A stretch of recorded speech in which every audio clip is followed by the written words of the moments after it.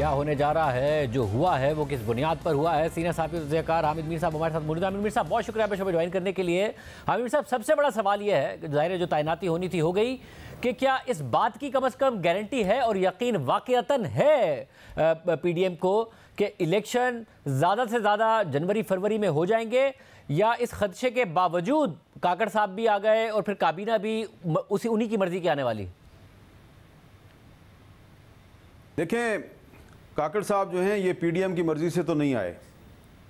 उसकी वजह यह है कि जो मुस्लिम लीग नून की क़यादत है और पीपल्स पार्टी की क़यादत है, ये आपस में निगरान वज़ीर-ए-आज़म के लिए किसी नाम पर इत्तेफाक नहीं कर सके।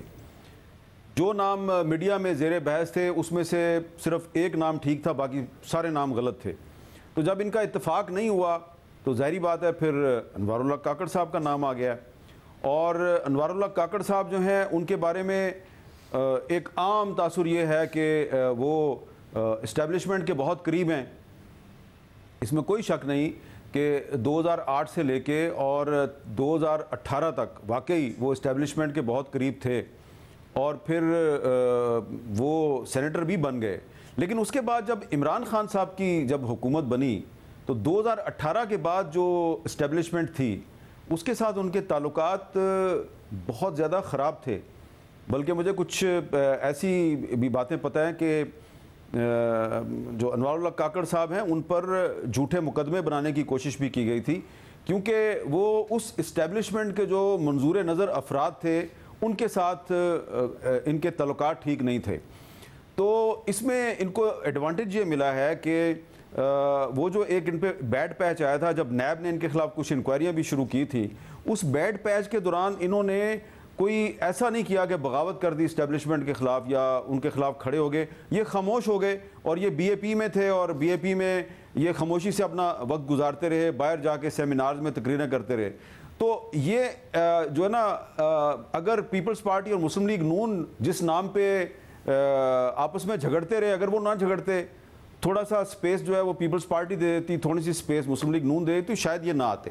लेकिन इनका जो आना है उसके बाद मैं नहीं समझता कि आने वाले वक्त में कोई इलेक्शन जो है वो टाइम पे हो जाएगा। और पीपल्स पार्टी और मुस्लिम लीग नून ने जो कुछ उम्मीदें लगाई हुई थी निगरान सेटअप के बारे में, मुझे नहीं लगता कि वो उम्मीदें पूरी होंगी। मतलब और अगर टाइम पर नहीं होंगे तो कितना प्रोलॉन्ग हो सकते हैं? ज़ाहिर है दूसरी तरफ जैसे फाइज़ साहब सुप्रीम कोर्ट में चीफ जस्टिस होंगे, एक लीगल चैलेंज अलग होगा। अगर टाइम आगे जाता है, आपके ख्याल में बहुत ज़्यादा लेट हो सकता है? जनवरी फरवरी की इनकी एक्सपेक्टेशन है, उस हवाले से कोई गारंटी इन्होंने ली है बहरहाल काकड़ साहब को प्राइम मिनिस्टर बनाने से पहले?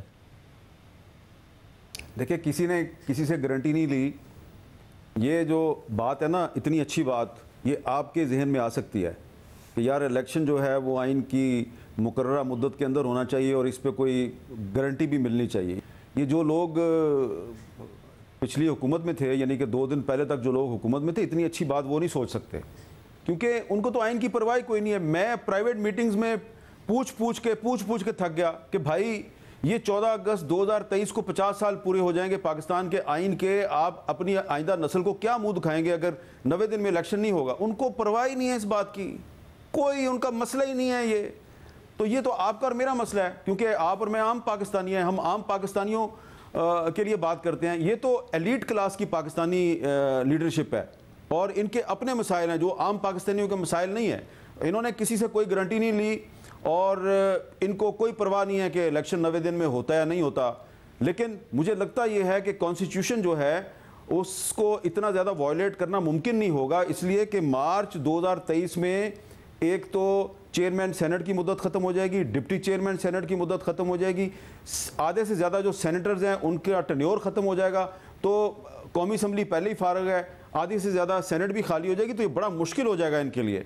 और दूसरी तरफ मुझे लगता है कि एक जस्टिस काजी फायज़ वो भी चीफ जस्टिस होंगे और दूसरे आरिफ अलवी साहब जो हैं उनके बारे में आप जो कुछ भी कहें, लेकिन आरिफ अलवी साहब भी कोशिश करेंगे कि आइन को इतना वायलेट ना किया जाए कि पाकिस्तान का आइन एक मजाक बन जाए। तो मुझे नहीं लगता कि ये मार्च 2024 से आगे जाएंगे। अगर ये मार्च 2024 से आगे चले गए तो फिर ये निगरान हुकूमत और इसको जो लेके आए हैं उन पर पाकिस्तान की तारीख का एक बहुत बड़ा आईनी बहरान पैदा करने की जिम्मेदारी आयद हो जाएगी। और हबीब मीर साहब, जो ये हुकूमत रही पिछले 16 माह में, ज़ाहिर है जो आप बात करें कि जमहूरी और आइन के मामलात, उससे तो हमें वाकई नज़र आया कि बाकायदा फासला ही इख्तियार करते नजर आए वो लोग जो वोट को इज्जत दो की बात करते थे। जिस किस्म की कानून साजी करने की कोशिश की गई, तो ये जो कुछ करके जा रहे हैं, इसको आपको लगता है कि अगर ये सिस्टम प्रोलॉन्ग करता है तो सिर्फ तहरीक इंसाफ के क्योंकि इख्तलाफात इस वक्त हैं तो वही सफ़र कर रहे होंगे, या ये खुद भी सफ़र कर सकते हैं और इन्हें भी भुगतना पड़ सकता है सब कुछ?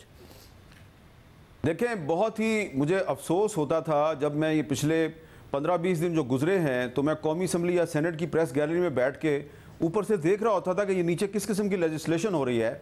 तो मुझे तहरीक इंसाफ के दौरे हुकूमत के वाक़यात याद आते थे जब खुद साबिक वज़ीर आज़म साहब जो हैं वो खुद इंटेलिजेंस एजेंसीज़ के बॉसेस को बुला के कहते थे कि मेरे से बजट पास नहीं हो रहा, ज़रा ये मेरे फ़लाँ MNA जो हैं ये मुझे तंग कर रहे हैं, ज़रा इनको ज़रा फिक्स करें, इनको कहें कि वोट दें, बजट पास नहीं करवा रहे।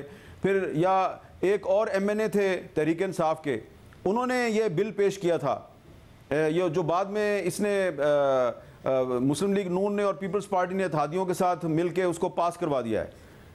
ये जो ऑफिशियल सीक्रेट एक्ट का में तरमीम का बिल है, तो उन्होंने भी इसी किस्म के एक बिल पेश किए थे प्राइवेट मेंबर के तौर पे।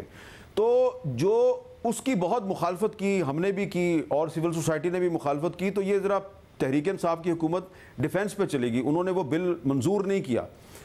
जो काम तहरीक इंसाफ नहीं कर सकी वो काम इन्होंने 16 माह के दौरान कर दिया। तो मुझे इनके अंदाज़े हुकूमत में, तर्ज़ हुक्मरानी में कोई ज़्यादा फ़र्क नज़र नहीं आया।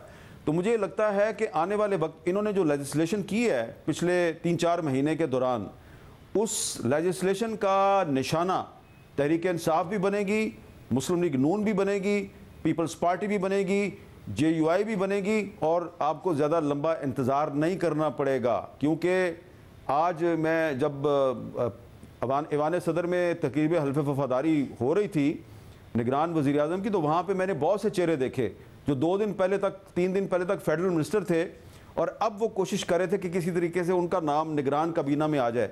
किसी की ख्वाहिश पूरी नहीं होगी, इनको इंक्वायरियाँ भुगतनी पड़ेगी। बहुत शुक्रिया आमिर साहब की गुफ्तगू आपने सुनी।